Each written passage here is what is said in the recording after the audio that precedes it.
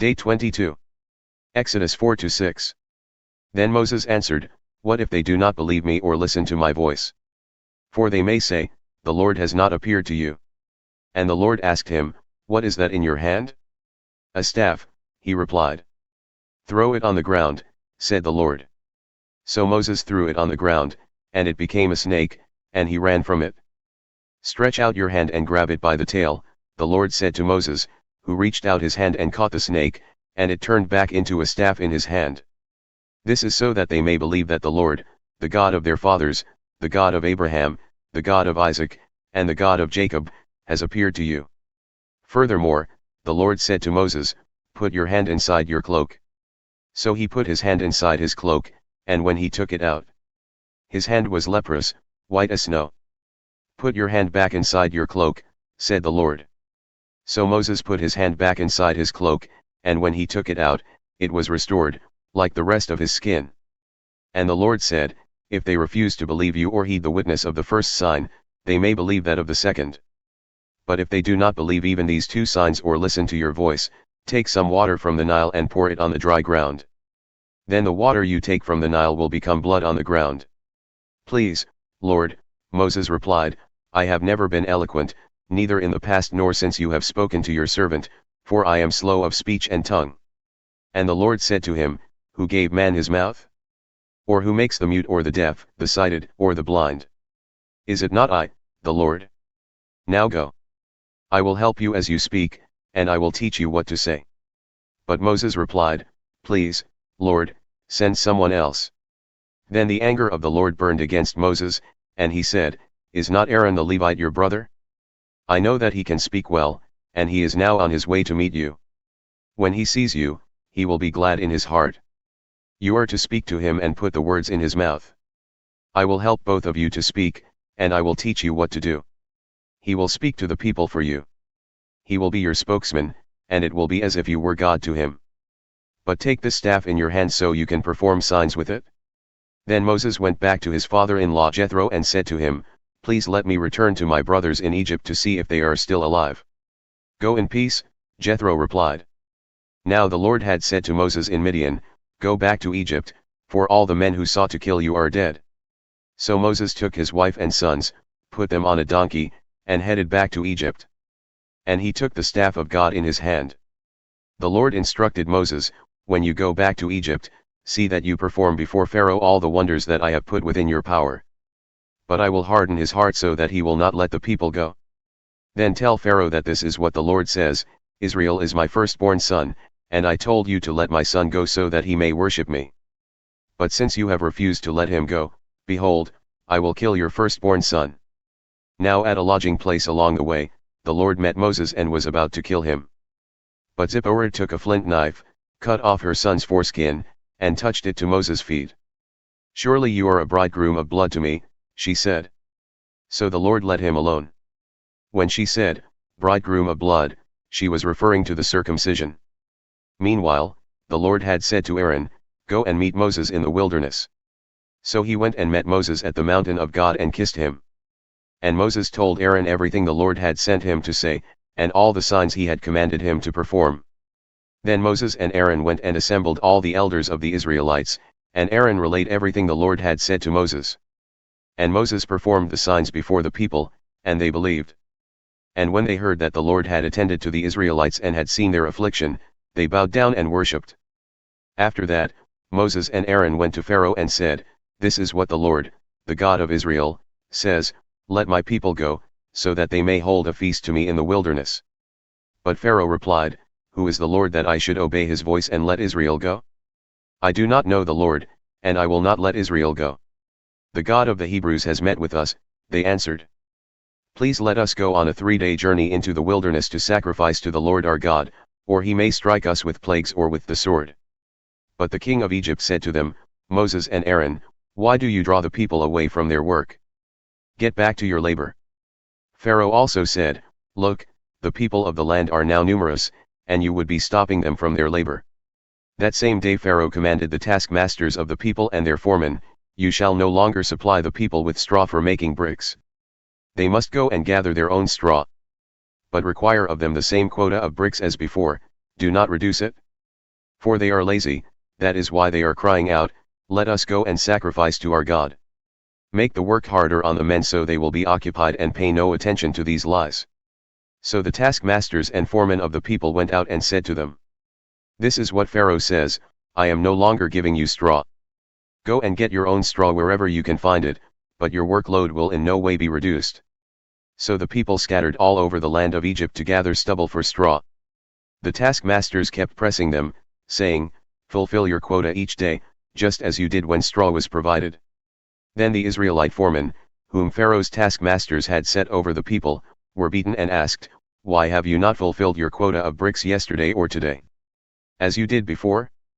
So the Israelite foreman went and appealed to Pharaoh, "Why are you treating your servants this way? No straw has been given to your servants, yet we are told, 'Make bricks.' Look, your servants are being beaten, but the fault is with your own people. You are slackers." Pharaoh replied, "Slackers? That is why you keep saying, 'Let us go and sacrifice to the Lord.' Now get to work. You will be given no straw, yet you must deliver the full quota of bricks." The Israelite foremen realized they were in trouble when they were told, "You must not reduce your daily quota of bricks." When they left Pharaoh, they confronted Moses and Aaron, who stood waiting to meet them. "May the Lord look upon you and judge you," the foreman said, "for you have made us a stench before Pharaoh and his officials, you have placed in their hand a sword to kill us." So Moses returned to the Lord and asked, "Lord, why have you brought trouble upon this people? Is this why you sent me? Ever since I went to Pharaoh to speak in your name, he has brought trouble on this people, and you have not delivered your people in any way." But the Lord said to Moses, "Now you will see what I will do to Pharaoh. For because of my mighty hand he will let the people go, because of my strong hand he will drive them out of his land." God also told Moses, "I am the Lord. I appeared to Abraham, to Isaac, and to Jacob as God Almighty, but by my name the Lord I did not make myself known to them. I also established my covenant with them to give them the land of Canaan, the land where they lived as foreigners.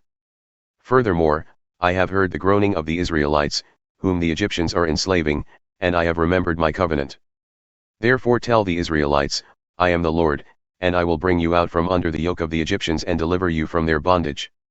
I will redeem you with an outstretched arm and with mighty acts of judgment. I will take you as my own people, and I will be your God. Then you will know that I am the Lord your God, who brought you out from under the yoke of the Egyptians. And I will bring you into the land that I swore to give to Abraham, Isaac, and Jacob. I will give it to you as a possession. I am the Lord." Moses relayed this message to the Israelites, but on account of their broken spirit and cruel bondage, they did not listen to him. So the Lord said to Moses, "Go and tell Pharaoh king of Egypt to let the Israelites go out of his land." But in the Lord's presence Moses replied, "If the Israelites will not listen to me, then why would Pharaoh listen to me, since I am unskilled in speech?" Then the Lord spoke to Moses and Aaron and gave them a charge concerning both the Israelites and Pharaoh king of Egypt, to bring the Israelites out of the land of Egypt. These were the heads of their fathers' houses, the sons of Reuben, the firstborn of Israel, were Hanok and Palu, Hezron, and Carmi. These were the clans of Reuben. The sons of Simeon were Jemuel, Jamin, Ahad, Jachin, Zohar, and Shaul, the son of a Canaanite woman. These were the clans of Simeon. These were the names of the sons of Levi according to their records, Gershon, Kohat, and Merari. Levi lived 137 years. The sons of Gershon were Libni and Shimei, by their clans. The sons of Kohat were Amram, Izhar, Hebron, and Uzziel. Kohat lived 133 years. The sons of Merari were Mali and Mushi. These were the clans of the Levites according to their records. And Amram married his father's sister Jochebed, and she bore him Aaron and Moses. Amram lived 137 years. The sons of Izhar were Korah, Nepheg, and Zichri.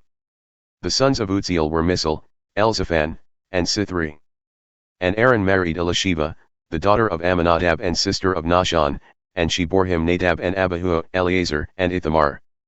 The sons of Korah were Asur, Elkanah, and Abiasaph. These were the clans of the Korahites.